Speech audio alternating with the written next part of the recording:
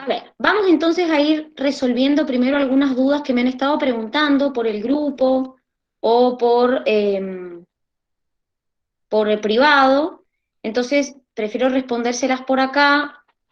Primero, la Ailu me preguntó por los órganos linfoides. En realidad me preguntaste por las amígdalas. Bueno, acuérdate que las amígdalas es tejido linfoide, que ese tejido linfoide, a ver, se encuentra distribuido, vos tenés distintos tipos de amígdalas, ahora te muestro el anillito. Ah, primero me preguntaste por las células diana. La célula diana es la célula en la cual vos ejercés el efecto, Ailu. Es decir, la célula diana es la célula en la cual vos ejercés el efecto. Si me lees, por ejemplo, la oración donde está eso, te explico puntualmente lo que me estás diciendo. Léeme la oración, porque en realidad la célula diana es en la célula en la que vos cumplís el efecto, en la que vos hacés un efecto. Eso es una célula diana. La célula en la cual, te doy un ejemplo, en endocrino la célula diana es la célula en la cual, o célula blanco, la célula blanco es la célula en la cual vos cumple la hormona el efecto.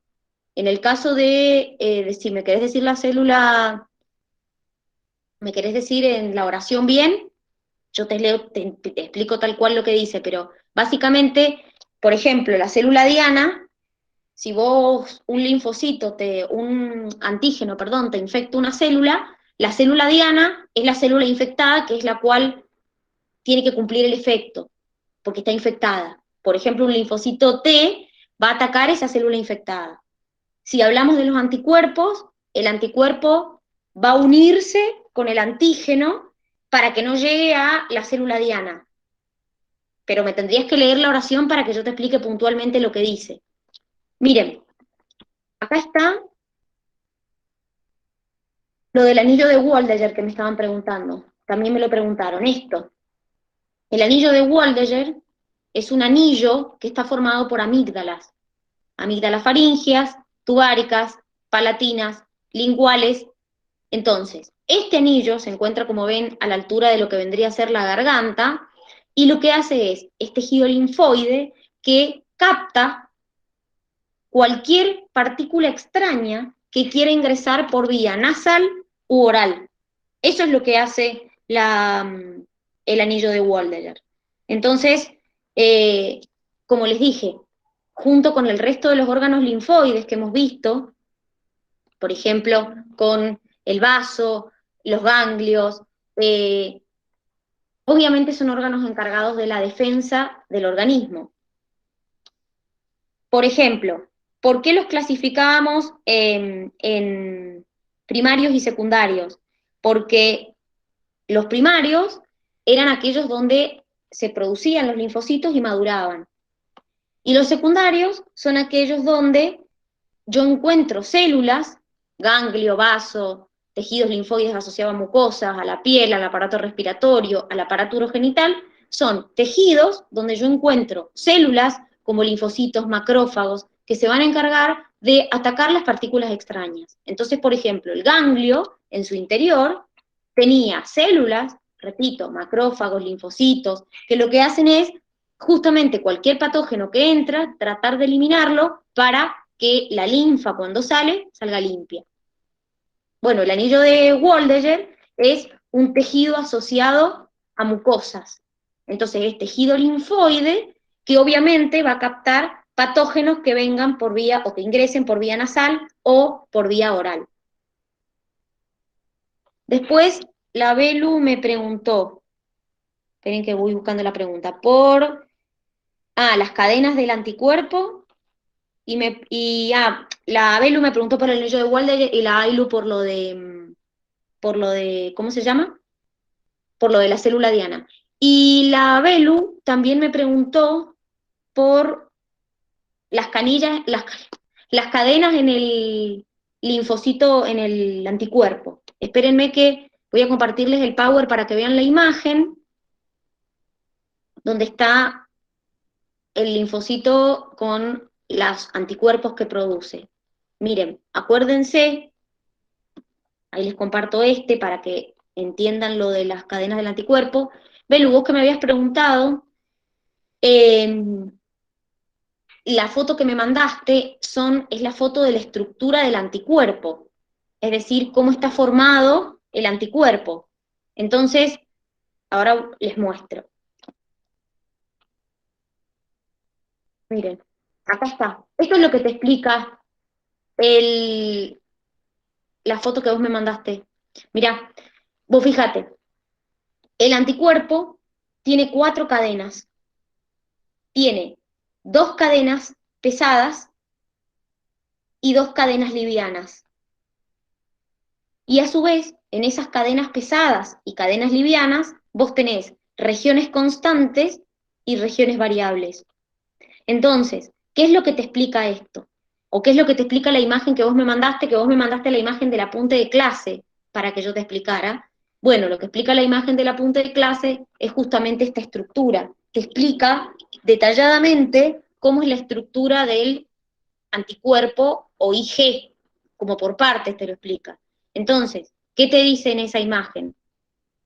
Ahí les digo en qué página está. Está en la página 15 del apunte de clase. ¿Qué te dice? Que vos tenés 2 cadenas que son pesadas, que son estas 2, y 2 cadenas que son livianas, que son estas 2. Pero a su vez, en cada una de estas cadenas tenés regiones variables y regiones constantes.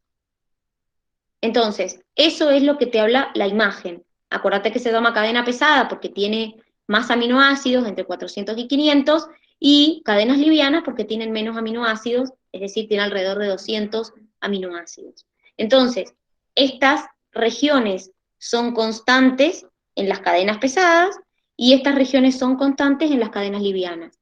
Estas regiones son variables en las cadenas pesadas, estas regiones son variables en las cadenas livianas. Eso es lo que te explica esa imagen que vos tenés en el apunte de clase en la página número 15 que me mandaste. A ver, voy, ¿cuadernillo o apunte, Ailu? Así la busco yo, no te hagas problema si no te anda el micrófono, ahí lo busco yo. Cuadernillo, me decís, espera. Eh, aguántame que voy a la página 40. Acá está la 40. Dice,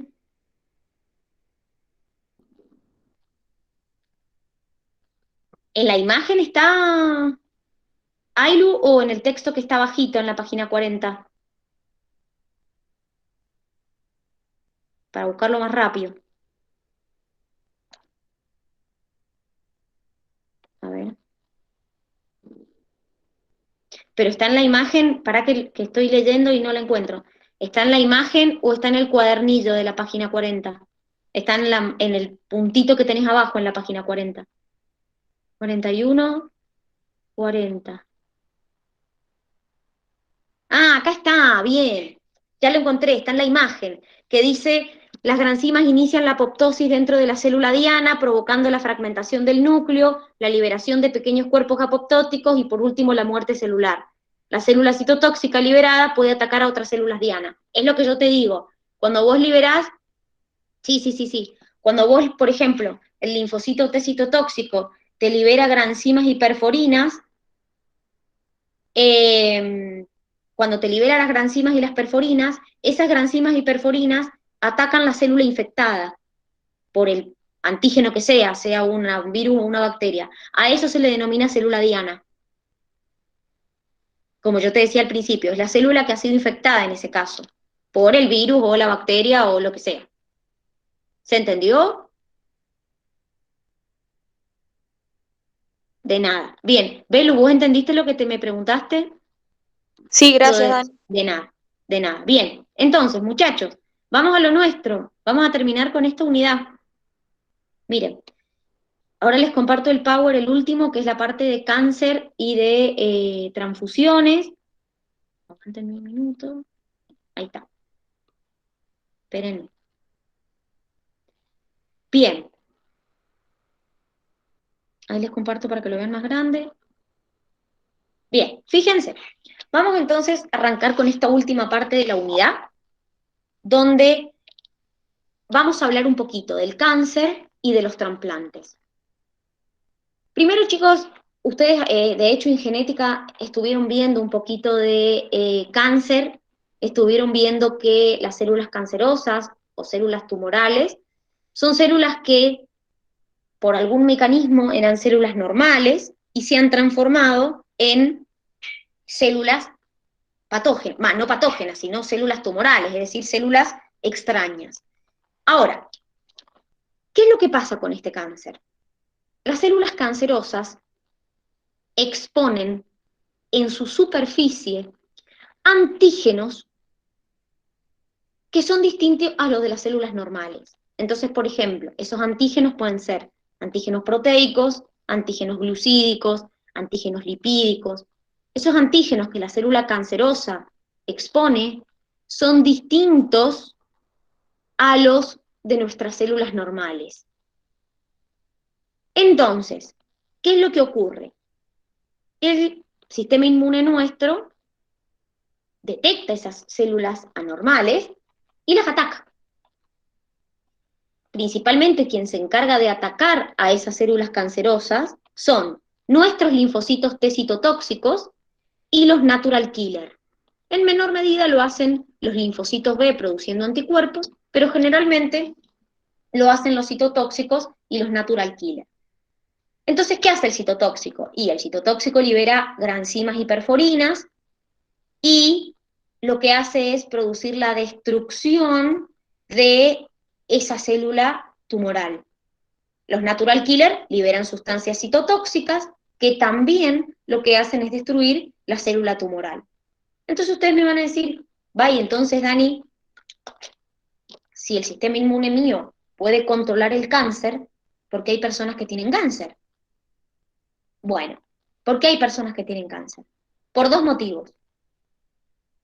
Uno, puede ser porque el sistema inmune falla. Otra, porque la célula cancerosa, las células en general cancerosas, tumorales, lo que hacen es modificar algo en su estructura para no ser reconocidas. Es decir, como evadirse del sistema inmune, expresar algo en su superficie para no ser reconocidas por el sistema inmune. Entonces pueden pasar dos cosas, que el sistema inmune falle o que la célula cancerosa, mi sistema inmune no la pueda detectar porque algo hizo esa célula cancerosa para no ser detectada. Entonces, ¿qué pasa? Como yo les dije, apenas empezamos sistema inmune, yo les dije, chicos, miren, el sistema inmune lo que tiene que hacer es poder distinguir lo propio de lo que no es propio. Entonces, ¿qué es lo que pasa? Si nosotros atacamos una célula propia que es sana, el sistema inmune estaría funcionando mal. Y si no atacamos algo que no reconocemos, o sea que es extraño, también estaría funcionando mal. El problema es, como les dije, que muchas veces las células cancerosas en su superficie alteran su superficie para no ser reconocidas por el sistema inmune. ¿Cómo hacen para alterarlo? Bueno, primero, inhiben la expresión de ciertos antígenos de superficie. Hacen que estos antígenos que yo les mencioné al principio que debe tener en su membrana, antígenos proteicos, lipídicos, glucídicos, no se expresen. Entonces, si el antígeno de la membrana de la célula tumoral no se expresa, mi sistema inmune no la reconoce y no la ataca. Pero por otro lado, las células tumorales pueden secretar inmunosupresores, que son sustancias que suprimen al sistema inmune. Entonces, por ejemplo, inhiben o disminuyen la actividad de los linfocitos T helper 1. Y si ustedes se acuerdan, ayer repasamos que el helper 1 lo que hacía era activarme a los citotóxicos y activarme a los macrófagos. Entonces, si yo disminuyo la actividad del helper 1, disminuye la actividad de los citotóxicos, disminuye la actividad de los macrófagos y entonces mi sistema inmune se suprime. Entonces no las reconocen, no las pueden atacar. Entonces, muchas veces no es un problema del sistema inmune, sino es de la célula tumoral que hace algo para no ser reconocida o para ser evadida. Repito, quien principalmente se encarga de atacar nuestras células tumorales son los T citotóxicos y los natural killers. ¿Cómo se trata el cáncer? La verdad, chicos, es que existen muchas técnicas para tratar el cáncer. Existen, qué sé yo, las radioterapias, que ustedes, no sé si alguna vez las han sentido nombrar, pero las radioterapias consisten en aplicación de rayos sobre las células. En realidad, ¿qué pasa? ¿Cuál es el problema de los rayos? Que la radioterapia no solamente mata células malignas, sino también que se mata células benignas. Entonces, cuando la persona se expone a radioterapia, afecta a sus células benignas también. En cambio, esta técnica que tienen ahí, que es la inmunoterapia, es una técnica donde lo que se trata es de que el propio sistema inmune ataque al cáncer. Entonces, ¿cómo se hace? Y, por un lado, se suministran al paciente sustancias químicas como interleucina 2, interferones, factores de necrosis tumoral, que le aumentan el sistema inmune a esa persona, incrementan la actividad del sistema inmune de esa persona. Por otro lado, se pueden aplicar genes que lo que hacen es hacer que las células tumorales expresen su antigenicidad más. ¿Qué quiere decir esto en conclusión? Hacen que mis células tumorales expresen más los antígenos y de esa manera mi sistema inmune las puede reconocer más fácil. Entonces las ataque. Entonces, de esta manera, yo hago que la célula cancerosa exprese más sus antígenos, mi sistema inmune las puede reconocer mejor y las ataca y las destruye. Ahora, también existen las vacunas. Puntualmente, algunas vacunas que surgen de la biotecnología son las de ADN recombinante. Un ejemplo de una vacuna de ARN recombinante es la del HPV, que previene el cáncer de cuello uterino. Entonces, en este caso, lo que hace la vacuna es justamente prevenir un cáncer, que en ese caso es causado por un virus, porque hay virus, chicos, que causan cáncer. Entonces, con la inmunoterapia, repito, lo que se trata es de aumentar la actividad de mi sistema inmune para que mi sistema inmune lo ataque al cáncer, o hacer que el cáncer exprese en sus células más fuerte los antígenos para que mi sistema inmune los pueda atacar. Por eso se llama inmunoterapia. Ahora, miren, esto que tienen acá es una célula cancerosa siendo atacada por los linfocitos T citotóxicos. Miren cómo la célula cancerosa era al principio. Obviamente esto es un microscopio, chicos, esto no se ve a simple vista. Y miren cómo con la actividad del citotóxico, de los citotóxicos, porque no hay uno solo, miren cómo termina. ¿Ven que me lo atacan? Entonces, como les dije yo al principio, las células que principalmente participan en el ataque contra las células cancerosas son los linfocitos T citotóxicos y las células natural killer. Esos son los que principalmente se encargan del ataque a las células cancerosas. Es más, chicos, ustedes me van a decir, y bueno, Dani, pero, y entonces, está bien, ya me dijiste que el sistema inmune puede fallar y establecerse un cáncer. Nosotros, chicos, tenemos lo que se llama vigilancia inmunológica. ¿Qué quiere decir esto? Que nosotros, nuestras células del sistema inmune, permanentemente están vigilando que no haya nada extraño. De hecho, hay un montón de células cancerosas que nosotros tenemos que nuestro sistema inmune las detectan, las eliminan y nosotros ni nos dimos cuenta que las teníamos. Porque justamente en eso se basa la vigilancia inmunológica, en que mi linfocito T detecte una célula extraña y la elimine. Entonces, muchas células cancerosas son eliminadas sin que nosotros sepamos, porque el sistema inmune las detecta, las elimina y ni nos enteramos que las tuvimos. Repito, ¿por qué se da el cáncer? Y porque puede fallar el sistema inmune, que es la mayoría de las veces es lo que pasa, o las células cancerosas hacen algo para no ser reconocidas. Entonces, obviamente, mi sistema inmune no las puede tocar. ¿Se ha entendido? Sí, Dani. Bien. Vamos entonces ahora con los trasplantes. Empezamos primero con los trasplantes de órganos. Los trasplantes de órganos, chicos, son un tema, porque el problema del trasplante de órgano es algo que ya vimos, que es el rechazo. ¿Por qué nosotros rechazamos los órganos? Y porque, si ustedes se acuerdan, cuando vimos los complejos de histocompatibilidad, yo les dije que no existían dos personas con el mismo complejo de histocompatibilidad. Entonces, ¿qué pasa? No existen dos personas con el mismo complejo de histocompatibilidad porque los complejos de histocompatibilidad están codificados por más de 20 genes distintos y a su vez cada gen tiene entre 8 y 10 alelos distintos. Entonces hay tantas combinaciones posibles que hace que no exista dos personas con los mismos complejos de histocompatibilidad, salvo los gemelos idénticos.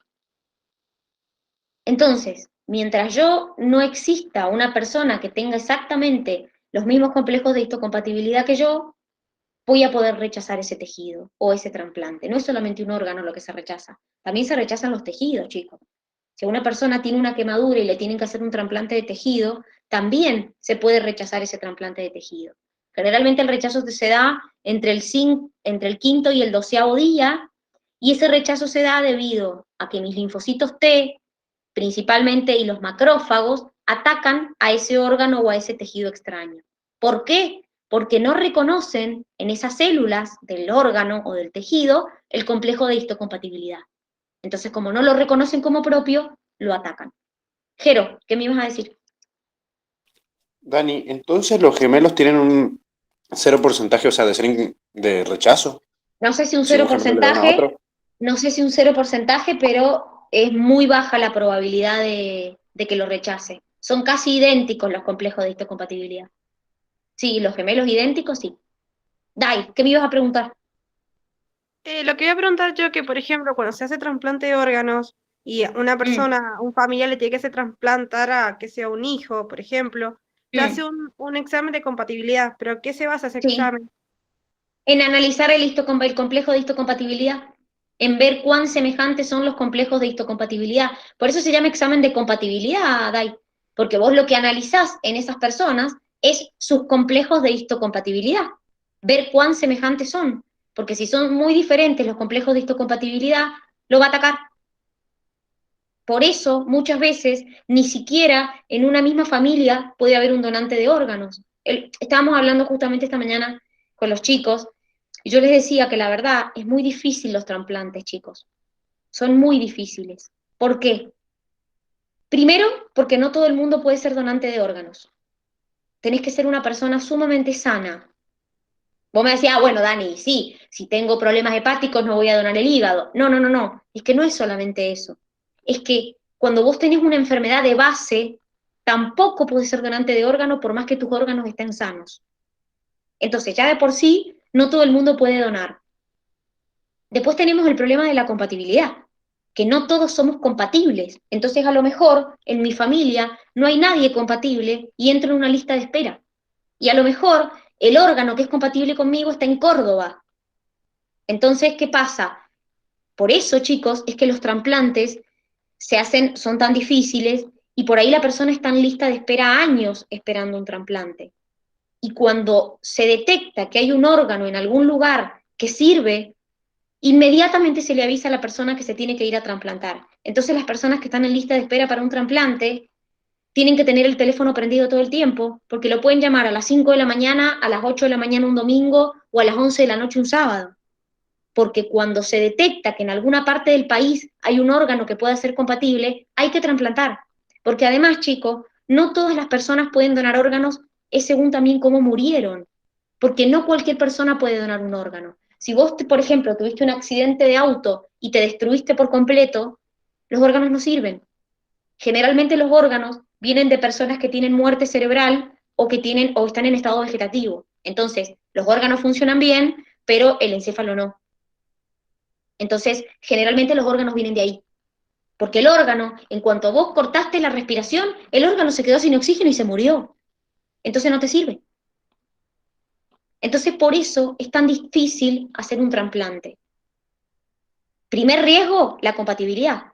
Más allá de todo esto de que después que hay mucha gente que no quiere donar, por eso salió la ley Justina, que es esta nenita que se murió esperando el corazón y nunca llegó, y salió la ley Justina donde todos somos donantes, salvo que expresemos lo contrario, cuando somos mayores de 18 años.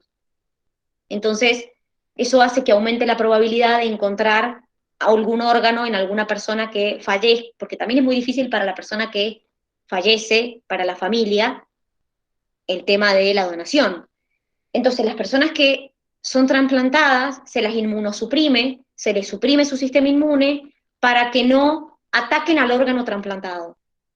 Entonces, o se les da corticoides, que ya vimos, cuando vimos endocrino, que los corticoides disminuyen la respuesta inflamatoria e inmune, o ahora viene una droga que se llama ciclosporina, que te bloquea la activación de los linfocitos T, pero no te ataca los neutrófilos y los macrófagos, es decir, no te los inactiva. Porque ¿cuál es el problema de inmunosuprimir a alguien? El problema de inmunosuprimir a alguien es que vos a la persona la inmunosuprimís para que no ataque el órgano, para que no lo rechace, diríamos, pero esa persona, cualquier virus o cualquier bacteria que entra, la puede matar, porque su sistema inmune no está activo.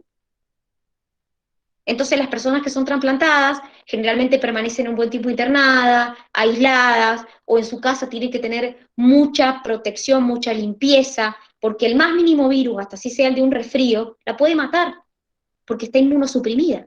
Y yo la inmunosuprimí para que no rechace el órgano.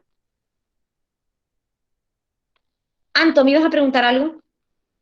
Sí, Dani, te iba a preguntar porque viste que el Jero estaba hablando de los gemelos, pero igual los gemelos deben tomar la medicación para no el rechazo. Sí, obvio. Sí, obvio. Generalmente a las personas se las inmunosuprime igual. Sí, sí, totalmente. Sí, sí, sí. Por más que seas sumamente compatible, generalmente se hace una inmunosupresión. Es más, chicos, hay personas que después del trasplante están inmunosuprimidas años, meses, para que no lo rechacen. Porque justamente lo podés rechazar, si bien se dice que generalmente los rechazos se dan entre el quinto y el 12º día, hay gente que rechaza el órgano 1 año después, 5 años después, 10 años después. Porque el sistema inmune es así. ¿Se ha entendido? Sí, Dani. Bien. Ahora, el trasplante más común que se hace es la transfusión de sangre. A ver, los glóbulos rojos, chicos, nuestros, no tienen en su membrana complejo de histocompatibilidad. ¿Por qué? Primero porque son células anucleadas, y las células que no tienen núcleo no tienen complejo de histocompatibilidad. Pero más allá de eso, porque nuestros glóbulos rojos en su membrana tienen antígenos propios, que solo los tienen ellos, y que determina nuestro grupo y nuestro factor sanguíneo.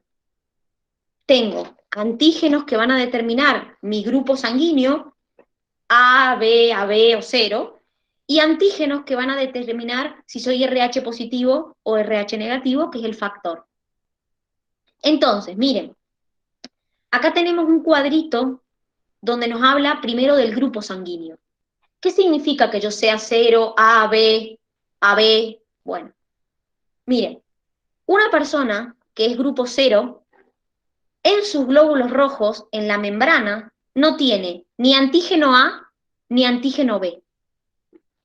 Pero en el plasma de sangre, o sea, en la parte líquida, tiene anticuerpos B y anticuerpos A. ¿Qué significa esto? Que si a esta persona yo le coloco sangre A o sangre B, estos anticuerpos van a atacar sus glóbulos rojos y le van a producir la hemólisis. Es decir, me van a destruir los glóbulos rojos. Ahora, ¿qué significa que tenga grupo A? Quiere decir que en sus glóbulos rojos, en la membrana, tiene antígenos A. ¿Y qué tiene en el plasma?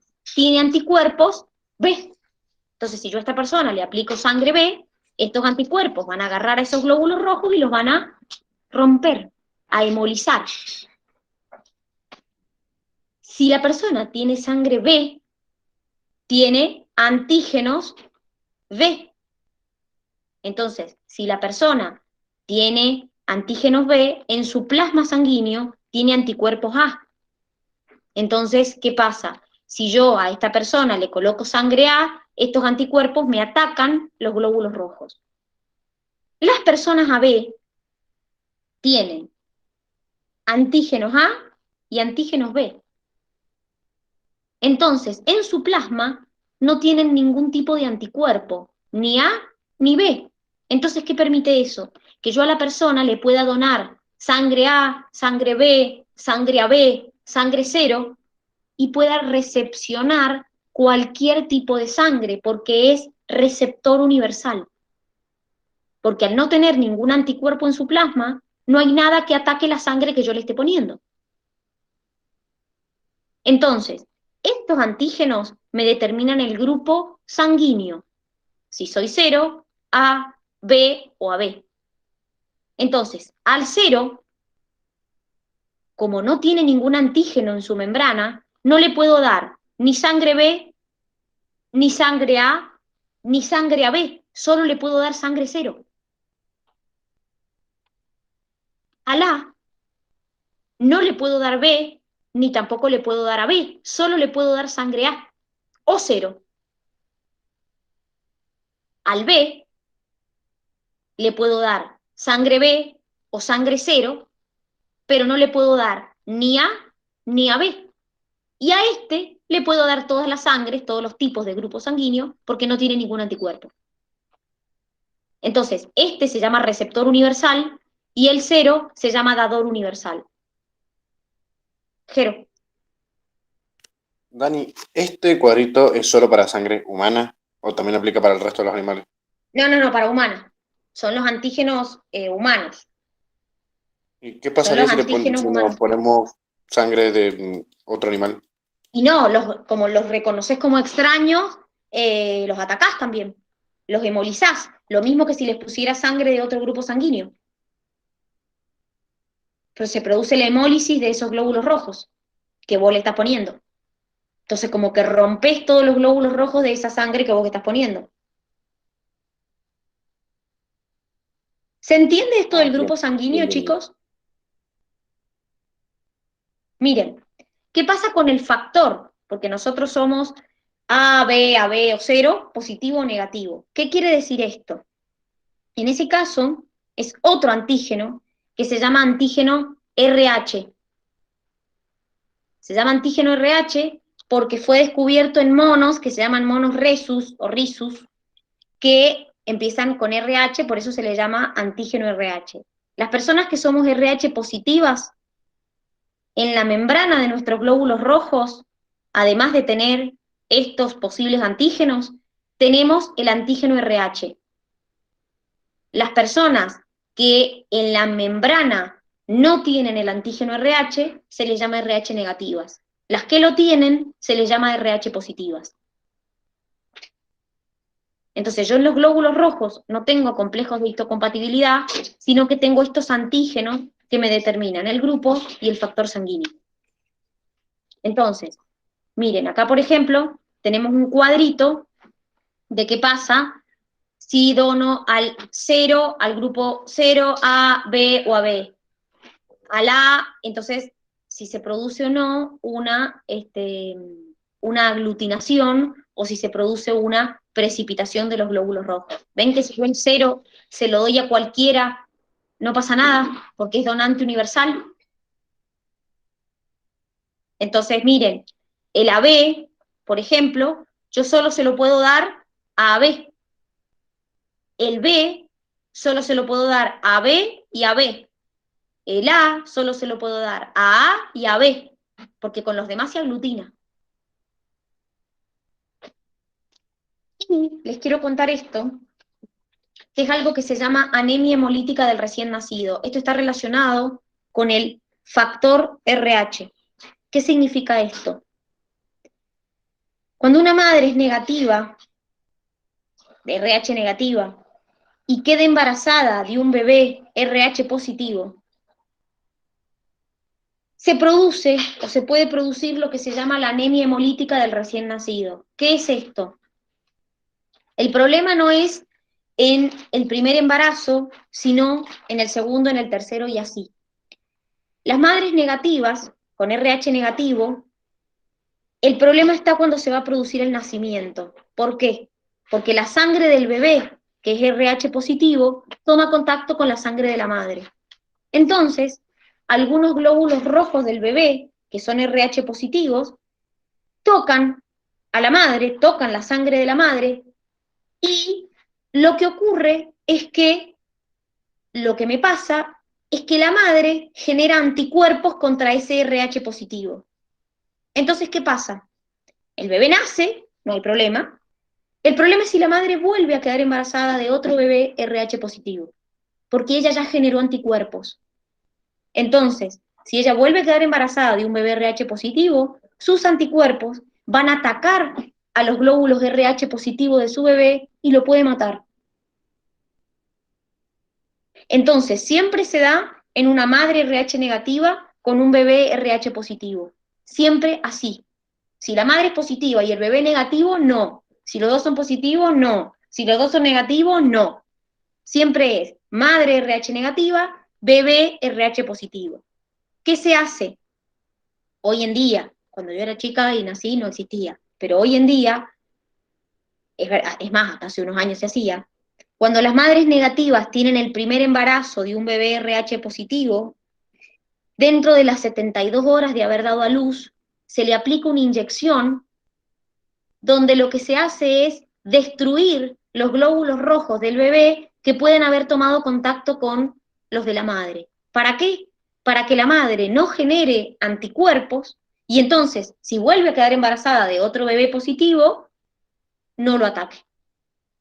Ahora, si a esa mujer no le ponen esa inyección, a medida que vaya quedando embarazada de bebés positivos, tiene cada vez más riesgo de, con sus anticuerpos, atacar los glóbulos rojos de su bebé y matarlo. ¿Se entiende? Se llama anemia hemolítica del recién nacido o eritroblastosis fetal. ¿Se ha entendido? Sí. Dani, tengo una duda. Sí, Dani. Lo que quiero. Ponele, o sea, ¿y el bebé no le puede hacer nada a la mamá? No, Ah, bien. no. O sea, lo que ocurre es, el problema es en el nacimiento, que es cuando la sangre del bebé toma contacto con la sangre de la mamá. Entonces ahí entran glóbulos rojos positivos a la sangre de la mamá que era negativa. Entonces ahí la madre genera los anticuerpos. En el próximo embarazo, que ella vuelva a tener, que quede embarazada otra vez de un hijo positivo, ataca. Si es que no se pone, como les digo, esta inyección que lo que hace justamente es evitar que la mamá produzca los anticuerpos. Entonces, si ella vuelve a quedar en un embarazo positivo, no pasa nada porque ella no generó los anticuerpos. ¿Se ha entendido? ¿Alguien no lo entendió? Bueno, muchachos, entonces, hasta acá llega la unidad inmune. Esta es la última parte, que era la parte de cáncer, sangre, trasplante y eso. Cuando nos volvamos a encontrar, después que nos volvemos a encontrar, vamos a analizar un cuadro donde nos integra la inmunidad innata con la adaptativa, que yo les pedí ayer que lo trataran de ver. De paso vamos a repasar todo lo que es la activación de la inmunidad adaptativa. Así que cuando nos volvamos a encontrar después vamos a ver ese cuadro, no me olvidé porque no lo alcancé a ver con ustedes, que es un cuadro que está en el apunte de clase en la página 20. Así que nos volvemos a encontrar dentro de un rato y vemos ese cuadro y terminamos de cerrar la unidad inmune. ¿Saben? Nos vemos en un ratito. Chau, chau. Nos vemos más tarde. Tómense un café.